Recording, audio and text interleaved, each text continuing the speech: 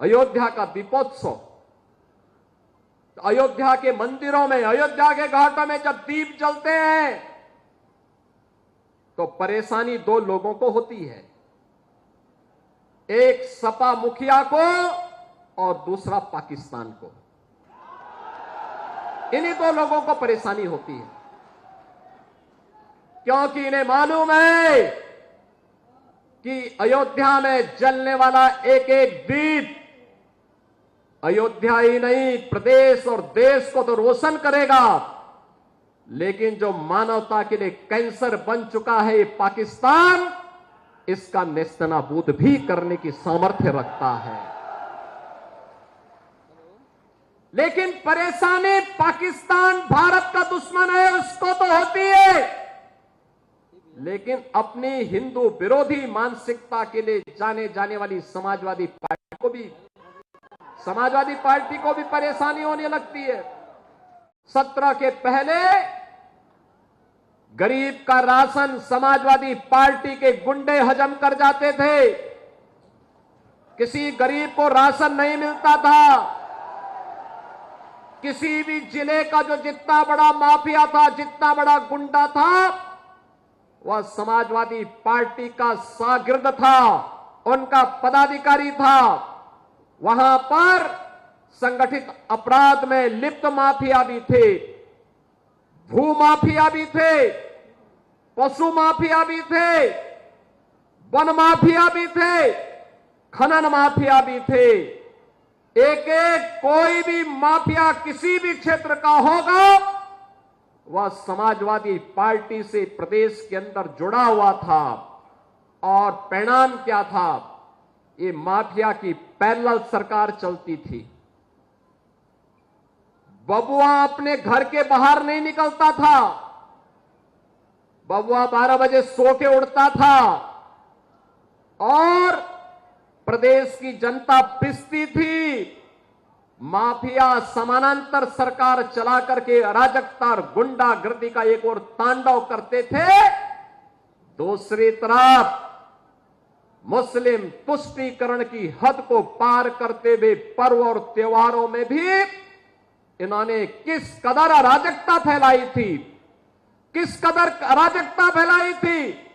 होली हो या दीपावली, रक्षाबंधन हो या शिवरात्रि, रामनवमी हो या जन्माष्टमी, इन पर्व और त्योहारों को इन्होंने बैन कर दिया था। यहां तक कि जन्माष्टमी के आयोजन को थाना, पुलिस लाइन और जेलों में इन्होंने रोक लगा दी थी। कहा जन्माष्टमी में भजन मत गाओ, थानों में नहीं होने चाहिए। आयोजनों को इन्होंने रोकने का काम किया था, क्योंकि हरे रामा हरे कृष्णा की धुन कुछ लोगों को पसंद नहीं थी, इसलिए समाजवादी पार्टी इसको बैन करती थी। अगर समाजवादी पार्टी का सही चेहरा देखना हो तो ये चेहरा इनका वही है जो भदरसा में समाजवादी पार्टी के नेता मुइन खान ने किया है। ये भी समाजवादी पार्टी का नेता है। कन्नौज में इनका एक नवाब सिंह यादव है, उसने भी एक बेटी के साथ इसी प्रकार का व्यवहार किया है, इसी प्रकार का कृत्य किया है।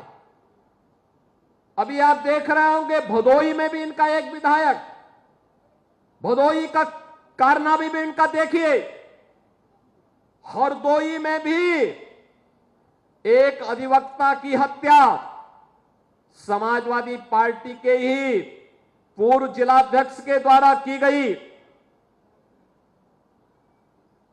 एक बालिका के साथ अलीगढ़ में, मऊ के अंदर भी इनका एक नेता इस प्रकार के दरिंदगी की में शामिल पाया गया और इनका एक विधायक पूर्व बन चुका है, उसके द्वारा भी कानपुर में इसी प्रकार के कृत्य किए जाते थे। ये लोग गरीबों की जमीनों पर कब्जा करते हैं, अराजकता फैलाते हैं, देशद्रोही तत्वों को अपने राजनीतिक स्वार्थ के लिए प्रश्रय देते हैं, अराजकता फैलाते हैं। और इसीलिए मैं कह सकता हूं बहनों और भाइयों,